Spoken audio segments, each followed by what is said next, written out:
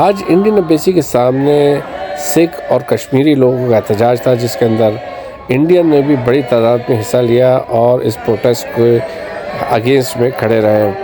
سکھ یاتریوں کا خالصتان بنانے کا اور کشمیر بنے گا پاکستان کے نعرے ہر وقت گونجتے رہے۔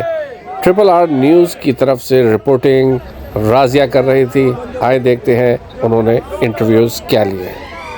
یہاں پہ 25 اپریل کو ہم نے جو انڈین آئین کمیشن پہ پروٹیسٹ کیا تھا، جی وہ اگینسٹ جو ہمارے کشمیر میں جو ہمارے یاتریوں کو مارا گیا جی ان کے لیے تھا۔ بڑی بےرحم ہتیا تھی جس کا مطلب نہیں تھا، اور ہم اس چیز کو کنڈیم کرنے کے لیے۔ تو آپ کیا سمجھتی ہیں حملہ کس کی طرف سے ہوا ہے اور کس نے کیا یہ حملہ؟ یہ تو وہ خود ایکسیپٹ کرتے ہیں۔ کیا اس کی کوئی انویسٹیگیشن ہوئی ہے فارمل انویسٹیگیشن انڈین گورنمنٹ نے کی ہے، کر رہی ہے، جی سب کچھ چل رہا ہے، بٹ پاکستان گورنمنٹ نے اپنے آپ ہی ایکسیپٹ کیا ہے۔ جی وہاں سے ان لوگوں نے خود ایکسیپٹ کیا ہے، یہ سب انہوں نے کیا ہے۔ تو گورنمنٹ سے مطلب پاکستان کی طرف سے کس نے ایکسیپٹ کیا کہ انہوں نے کیا ہے؟ دیکھیے میں نام تو مجھے معلوم نہیں ہے اور نہ میں بتا سکتی ہوں۔ کیا آپ سمجھتے ہیں کہ پاکستانی فوج کا اس میں ہاتھ ہو سکتا ہے؟